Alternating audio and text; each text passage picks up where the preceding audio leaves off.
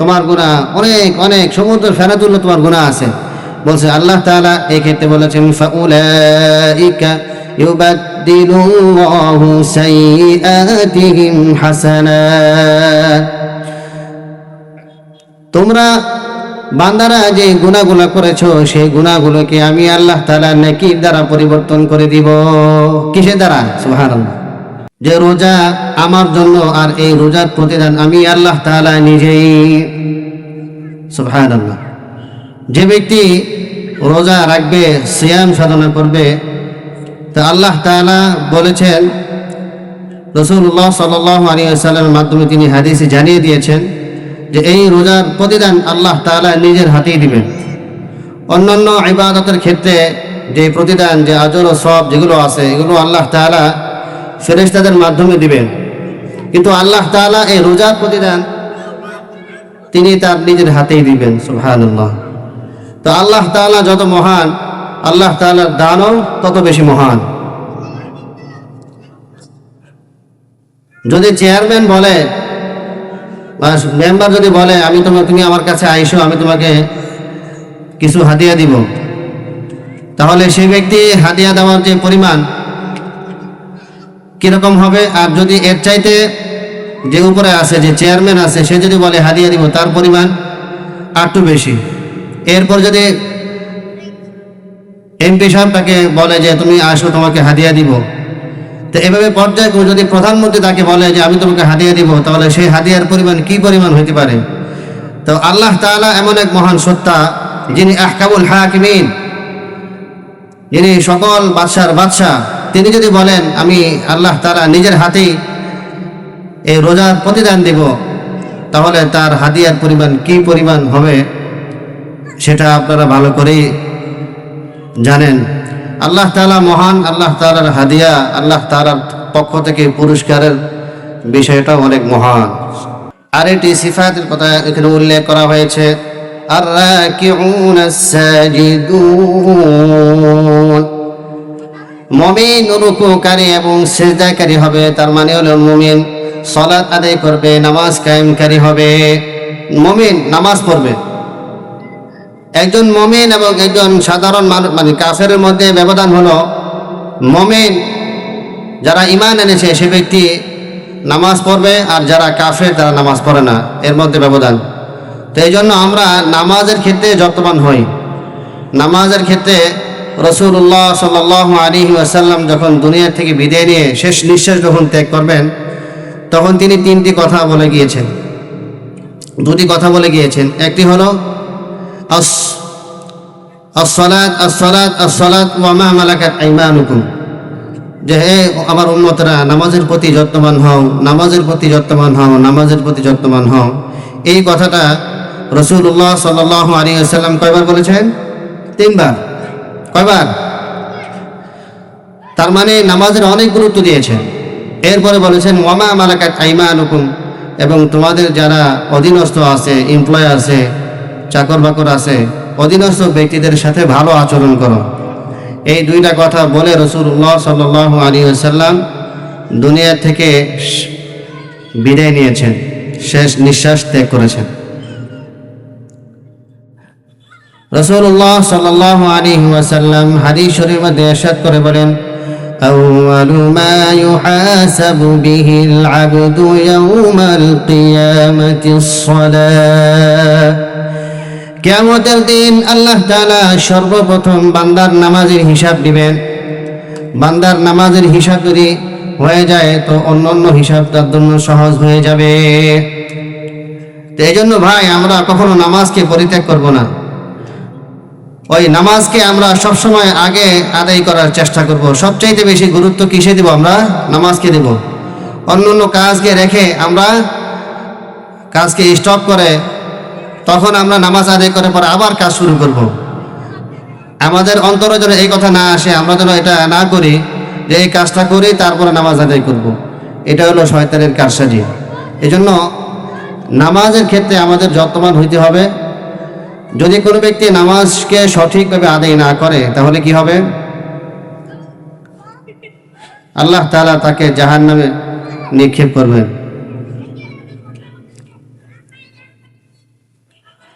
আরেকটি সিফাতের কথা এখানে উল্লেখ করেছেন, الآمرون بالمعروف والناهون عن المنكر। সৎ কাজের আদেশ দিবে এবং অসৎ কাজ থেকে মানুষকে বাধা প্রদান করবে। শুধু নামাজ নিজে পড়লেই চলবে না, বরং আমার অধীনস্থ যে সমস্ত ব্যক্তিবর্গ আছে, আমার অধীনস্থ আমার সন্তান আছে, আমার অধীনস্থ আমার স্ত্রী আছে, আমার অধীনস্থ আমার অনেকেই আমার অধীনস্থ থাকে, তাদের ক্ষেত্রে রাসূল আল্লাহ তাআলা বলেছেন আল-আমিরুনা বিল মারুফ, সৎ কাজের আদেশ, অথবা তাদেরকেও নামাজের আদেশ করো। রাসূলুল্লাহ সাল্লাল্লাহু আলাইহি ওয়াসাল্লামকে আল্লাহ তাআলা লক্ষ্য করে বলেছেন ওয়া'মুর আহলাকা বিস-সালাতি ওয়াসতাবির আলাইহা লা নাসআলুকা রিজকান নাহনু নারযুকুকা ওয়াল আকিবাতু লিত-তাকওয়া। ও নবী, আপনি আপনার পরিবার বর্গদেরকে নামাজের আদেশ করুন। ওয়া'মুর আহলাকা বিস-সালাতি ওয়াসতাবির আলাইহা, এবং আপনিও সেই নামাজের উপর অটল অবিচল থাকুন। ভাই খেয়াল করি তো আল্লাহ তাআলা এখানে রাসূলুল্লাহ সাল্লাল্লাহু আলাইহি ওয়াসাল্লামকে লক্ষ্য করে কি বলেছেন, যে ও নবী, আপনি আপনার পরিবার বর্গদেরকে নামাজের আদেশ করুন। এরপর আপনি ঘুমিয়ে পড়েন না, বলছে ওয়াসতাবির আলাইহা, আপনিও সেই নামাজের উপর অবিচল অটল থাকুন। লা নাসআলুকা রিজকা, আপনি সারাদিন রিজিকের পিছে দৌড়াইতে থাকেন, এটা আমি চাই না। নাহনু নারযুকুক, বরং রিজিক আমি আল্লাহ তাআলা আপনাকে দান করব। আপনি সারাদিন শুধু দুনিয়া দুনিয়া দুনিয়ার পিছনে দৌড়াইতে থাকেন, এটা আমি চাই না, বরং আপনি আপনার যা দরকার রিজিক হিসেবে আমি আল্লাহ তাআলা সেটা আপনাকে দিব। সুবহানাল্লাহ। তাহলে এই নামাজ এর মাধ্যমে আল্লাহ তাআলা বান্দার রিজিকের ব্যবস্থা করে দেন। এই রিজিকের জন্য আমরা কত দিকে ছুটাছুটি করি, কত দিকে কত হারামের মধ্যে লিপ্ত হচ্ছে। কিসের কারণে? এই রিজিকের জন্য, পেটে দুইটা ভাত উঠে দেওয়ার জন্য, অন্ন জোগাড় করার জন্য আমরা এটা করি। আল্লাহ তাআলা বলেছেন তোমার টেনশন করা লাগবে না। আল্লাহ তাআলা বলেছেন এই নামাজের মাধ্যমে আমি আল্লাহ তাআলা তোমার টেনশনকে, তোমার রিজিকের অভাবকে আমি দূর করে দিব। সুবহানাল্লাহ।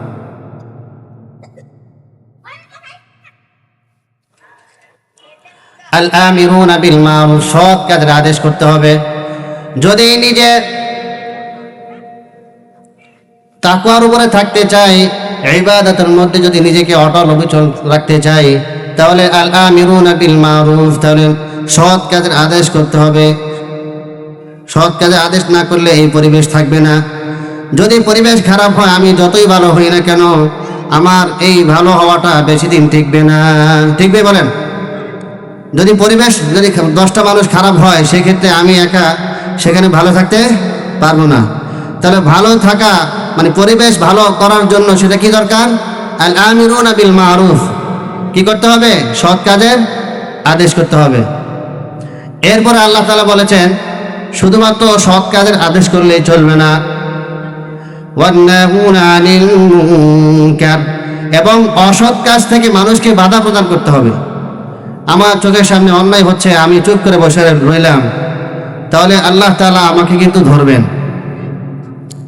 আল্লাহ তাআলা আমাকে পাকড়াও করবেন। ওয়ান্নাহুনা আনিল মুনকার, কি করতে হবে? অসৎ কাজ থেকে মানুষকে বাধা প্রদান করতে হবে। রাসূলুল্লাহ সাল্লাল্লাহু আলাইহি ওয়াসাল্লাম বলেছেন মান রাআ মিনকুম মুনকারুন ফালইউগাইয়িরহু বিয়াদিহি, তোমাদের মধ্যে হতে যে ব্যক্তি দেখবে কোনো অন্যায় পাপাচার হইতে দেখবে, ফালইউগাইয়িরহু বিয়াদিহি, সে ব্যক্তি হাত দ্বারা প্রতিহত করবে, হাত দ্বারা পরিবর্তন করে দিবে। ফাইন লাম ইস্তাতি' ফাবিলিসানিহি, আর যদি হাত দ্বারা সম্ভব না হয় তাহলে জবানের মাধ্যমে সে প্রতিবাদ করবে। ফাইন লাম ইস্তাতি' ফাবিকলবিহি, হাত দ্বারাও সম্ভব, মুখ দ্বারাও সম্ভব হচ্ছে না, তাহলে সে ব্যক্তি অন্তরের মাধ্যমে ঘৃণা করবে। ওয়াযালিকা আযআফুল ঈমান, এটা হলো ঈমানের সবচাইতে নিম্ন স্তরের ঈমান। তাহলে কয়টা কথা বলছে? যে কোনো অন্যায় কাজ যদি হতে দেখে আর মানুষ যদি সেখানে চুপ থাকে তাহলে কি করবে? আল্লাহ তাআলা ধরবেন। তার কাজ, করণীয় কাজ কয়টা? স্টেপ অনুযায়ী কয়টা? 3টা। যদি তার শক্তি থাকে তাহলে হাত দ্বারা সে প্রতিহত করবে। যদি হাত দ্বারা প্রতিহত করা সম্ভব না হয় তাহলে সেক্ষেত্রে জবানের মাধ্যমে প্রতিহত করবে। জবানের মাধ্যমে কি করবে? প্রতিহত করবে। জবানের মাধ্যমে সে বলবে। জবানের মাধ্যমে বলার তার ক্ষমতা নাই, তাহলে সে অন্তরে কি করবে? ঘৃণা করবে। বলছে এটা সবচাইতে নিম্ন স্তরের ঈমান। তাহলে সৎ কাজে আদেশ করতে হবে, অসৎ কাজ থেকে মানুষকে বাধা প্রদান করতে হবে। والحافظون لحدود الله, এবং আল্লাহ তাআলা যে সীমা রাখায় সীমা রাখাকে হেফাজত করতে হবে। আল্লাহ তাআলা বান্দাকে যে সমস্ত আদেশ করেছেন সেই সমস্ত আদেশগুলোকে সে পালন করবে, আর যে সমস্ত কাজ করতে আল্লাহ তাআলা নিষেধ করেছেন ওই সকল কাজ থেকে নিজেকে বিরত রাখবে। আল্লাহ তাআলার হুদুদের ক্ষেত্রে সীমা লঙ্ঘন করবে না। এখানে আরেকটা বিষয় হলো যে ইসলামে, শরীয়তে ইসলাম অর্থাৎ ইসলামের যে সমস্ত শাস্তির কথা উল্লেখ করা হয়েছে ওই শাস্তির ক্ষেত্রে সীমা লঙ্ঘন না করা। যেমন কোরআনের মধ্যে আছে আস-সারিকু ওয়াস-সারিকাতু ফাকতাউ আইদিয়াহুমা জাযাআম বিমা কাসাবা নাকালাম মিনাল্লাহ। যে আল্লাহ তাআলা এখানে বলেছেন যে যে ব্যক্তি চুরি করবে, চোর এবং চোরনি, এরা যদি চুরি করে তাহলে সেক্ষেত্রে তাদের বিধান কি? ফাকতাউ আইদিয়াহুমা, তাদের হাতকে কেটে দিবে। এখন যদি এই আইনকে আমি আমার নিজের আত্মীয় স্বজন বা স্বজনপ্রীতি করে যদি আমি আমার নিজের আত্মীয় স্বজনের জন্য এই হুকুমটাকে লাগু করে দিই, এই বিধান আল্লাহ তাআলা মানবেন না। আল্লাহ তাআলা স্বজনপ্রীতিকে কি করেন না? পছন্দ করেন না। এই জন্য এই যে সীমা, কেউ যদি জেনা করে, জেনা করলে তার শাস্তি কি হবে? কোন অপরাধে কি শাস্তি আছে? এই শাস্তির ক্ষেত্রে যদি সে স্বজনপ্রীতি করে আল্লাহ তাআলা ওই ব্যক্তিকে কি করবেন? কাল হাশরের মধ্যে জাহান্নামে নিক্ষেপ করবেন। এটা করা যাবে না। তাহলে এই যে কয়টা সিফাত, এই কয়টা সিফাত যদি বান্দা, কোনো মুমিন যদি কি করতে পারে, তার জীবনে বাস্তবায়ন করতে পারে, তাহলে কি আল্লাহ তাআলা তাকে সুসংবাদ, ওয়াবাশশিরিল মুমিনিন, ও নবী আপনি তাদেরকে সুসংবাদ প্রদান করুন। কিসের সুসংবাদ?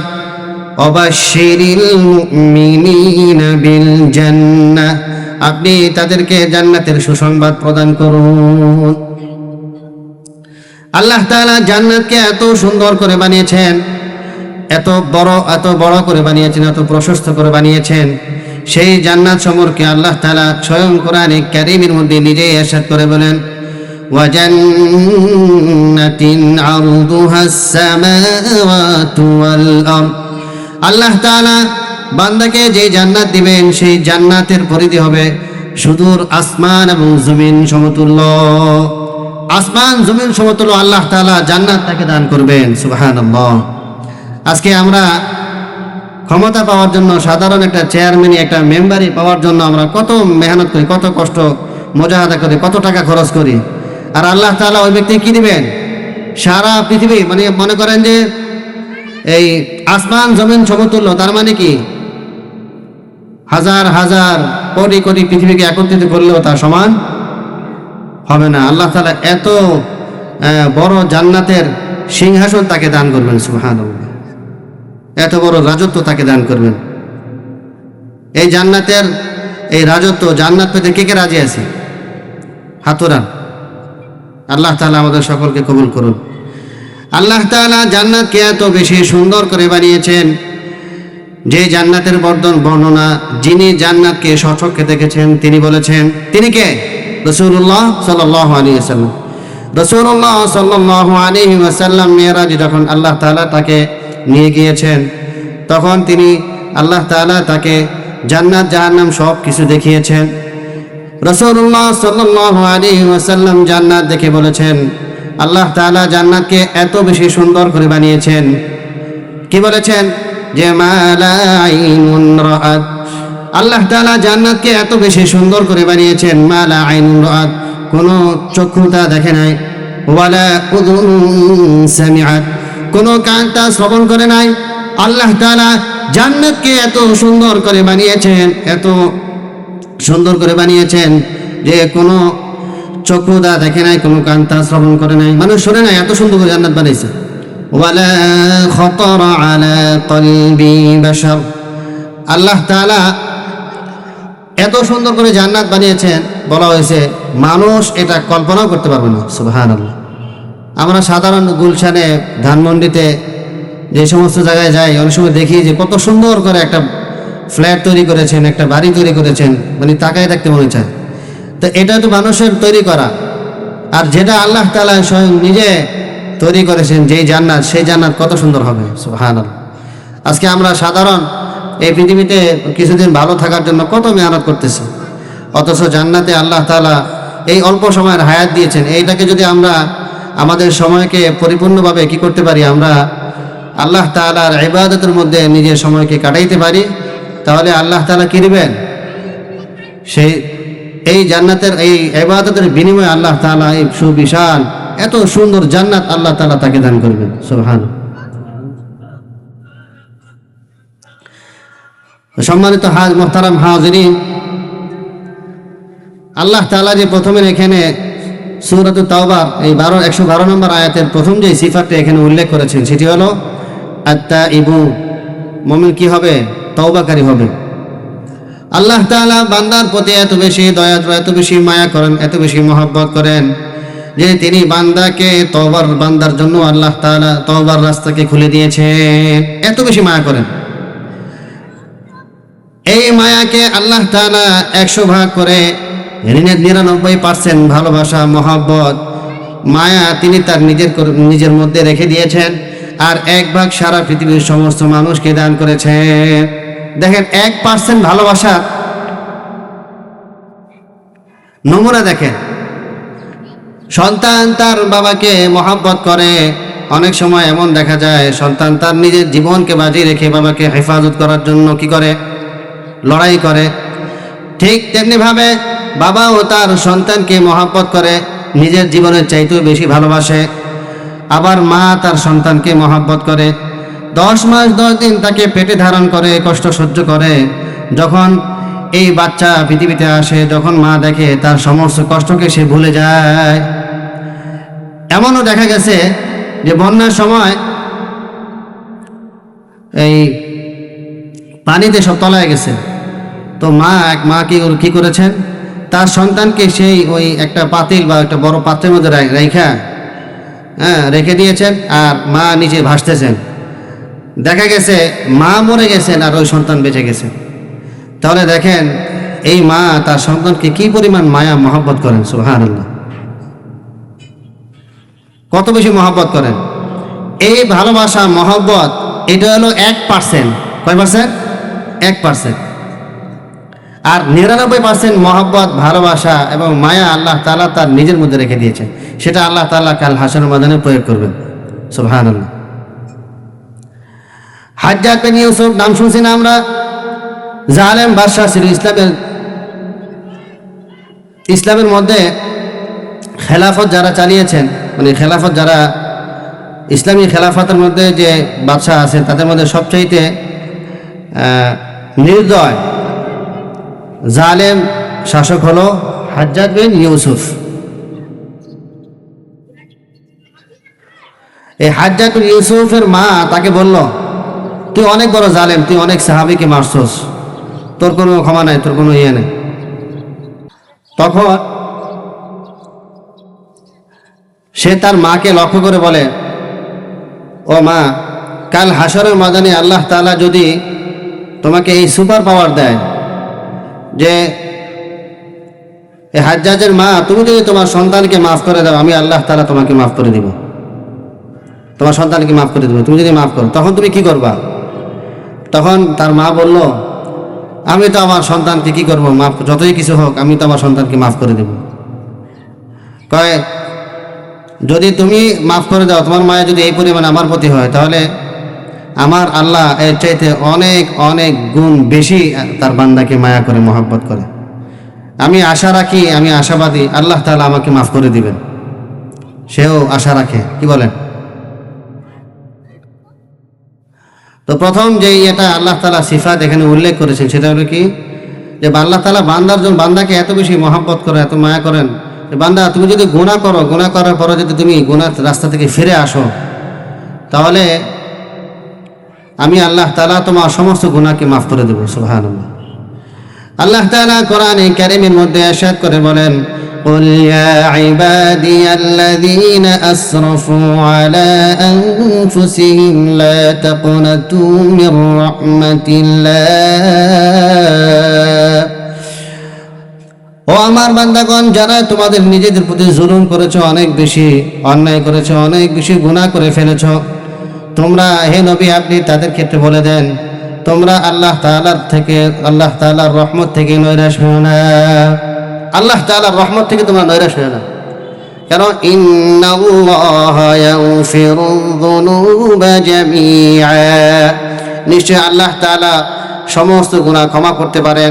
ইয়াগফিরুয যুনুবা জামিআ ইন্নাহু হুয়াল গফুরুর রহিম, নিশ্চয় তিনি অত্যন্ত ক্ষমাশীল এবং অত্যন্ত দয়াশীল। ও নবী আপনি বলে দেন, যারা অন্যায় করেছে, জুলুম করেছে, অনেক বেশি গুনাহ করে ফেলেছে, তাদেরকে বলেন তারা যেন আল্লাহ তাআলার রহমত থেকে নৈরাশ না হয়। ওই যে আল্লাহ তাআলা বনী ইসরাঈলের কথা আমরা সকলেই জানি, এক লোক কয়টা গুণ করছে? 100টা গুণ করার পরেও আল্লাহ তাআলা তাকে মাফ করে দিয়েছেন। সে যদি তওবা করেছে, তওবা করার কারণে, ইস্তিগফার করার কারণে আল্লাহ তাআলা তাকে মাফ করে দিয়েছেন। আর ওই একজন মহিলার কথা শুনেছি, যে মহিলা ব্যভিচারিণী মহিলা, জিনাকার মহিলা, সেই মহিলা একটা কুকুরকে পানি পান করানোর কারণে, পিপাসার্ত কুকুরকে পানি পান করানোর কারণে আল্লাহ তাআলা তাকেও জান্নাত দিয়ে দিয়েছেন, তাকে মাফ করে দিয়েছেন। এই জন্য বান্দা, তুমি গুনাহ করলে তুমি আর গুনাহ করতে থাকো না, কন্টিনিউ করো না, গুনাহ থেকে ফিরে আসো। আর তাওবা শব্দের অর্থ আত-তাওবাতু আর রুজুউ ইলাল্লাহ, আল্লাহ তাআলার দিকে ফিরে যাওয়া। তুমি যে গুনাহ করছো স্টপ করো এবং তুমি তোমার গুনাহ থেকে ফিরে আসো। এই গুনাহকে আবার তুমি করো না। ওয়ালাম ইউসিরু আলা মা ফাআলু ওয়া হুম ইয়ালামুন, এই গুনাহ করার পরে সেই গুনাহকে আবার পুনরাবৃত্তি করো না, আবার করো না। এই নিয়ত করে যদি তুমি তওবা করো, আল্লাহ তাআলার কাছে ক্ষমা চাও, আল্লাহ তাআলা কি করবেন? তোমাকে ক্ষমা করে দিবেন। আরেকটা বড় অফার দিয়েছেন, শুধু ক্ষমাই করবেন না, যেই গুনাহগুলো তুমি করেছো, তোমার গুনাহ অনেক অনেক সমুদ্র ফেনাতুল্য তোমার গুনাহ আছে। বলছে আল্লাহ তাআলা এই ক্ষেত্রে বলেছেন, ফাউলাইকা ইউবাদদিলুল্লাহু সাইয়্যাতিহিম হাসানাত, তোমরা বান্দারা যে গুনাহগুলো করেছো, সেই গুনাহগুলোকে আমি আল্লাহ তাআলা নেকির দ্বারা পরিবর্তন করে দিব। কিসের দ্বারা? সুবহানাল্লাহ, নেকির দ্বারা আল্লাহ তাআলা পরিবর্তন করে দিবেন। কত বড় বোনাস আল্লাহ তাআলা বান্দার জন্য রেখে দিয়েছেন, বান্দার জন্য সুযোগ করে দিয়েছেন। এই জন্য আমাদের কি করতে হবে? আল্লাহ তাআলার কাছে খালেস ভাবে তওবা করতে হবে। আল্লাহ তাআলা কোরআনে কারীমের মধ্যে ইরশাদ করে বলেন, ইয়া আইয়ুহাল্লাযীনা আমানু তুবু ইলাল্লাহি তাওবাতান নাসুহা, ও ঈমানদারগণ, তোমরা আল্লাহ তাআলার কাছে তওবা করো, খালেস ভাবে তওবা করো। যদি তোমরা আল্লাহ তাআলার দরবারে খালেস ভাবে তওবা করো, তাহলে কি করবেন? আসা রাব্বুকুম আন ইউকাফিরা আনকুম সাইয়্যাতিকুম, আল্লাহ তাআলা তিনি তোমাদের গুনাহকে ক্ষমা করে দিবেন। ওয়া ইউদখিলুহুম জান্নাতিন তাজরি মিন তাহতিহাল আনহার, এবং তিনি তোমাদেরকে আল্লাহ তাআলার জান্নাতে প্রবেশ করাবেন। তো গুনাহ তো ক্ষমা করে দিবেন এবং কি করবেন? আল্লাহ তাআলা তাকে জান্নাতে প্রবেশ করাবেন। বলছেন কেমন জান্নাত? জান্নাতিন তাজরি মিন তাহতিহাল আনহার, এবং এমন জান্নাত তাকে দান করবেন যে জান্নাতের তলদেশে নহর প্রবাহিত হয়। কি সুবহানাল্লাহ, কত সুন্দর পরিবেশ! আল্লাহ তাআলা এমন এক পরিবেশের জান্নাত তাকে দান করবেন।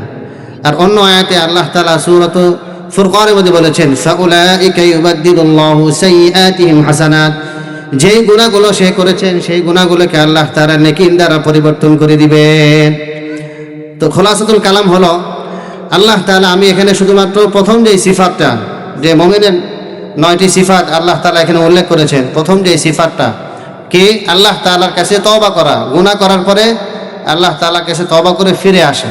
যদি আমরা আল্লাহ তাআলার কাছে দরবারে খালেসভাবে তওবা করতে পারি, আল্লাহ তাআলা আমাদেরকে ক্ষমা করে দিবেন। যে কথাগুলো বললাম এবং শুনলাম, আল্লাহ তাআলা আমাদের সকলকে আমলের তৌফিক দান করুন। ওয়া আখির দাওয়ানা আনিল হামদুলিল্লাহি রাব্বিল আলামিন।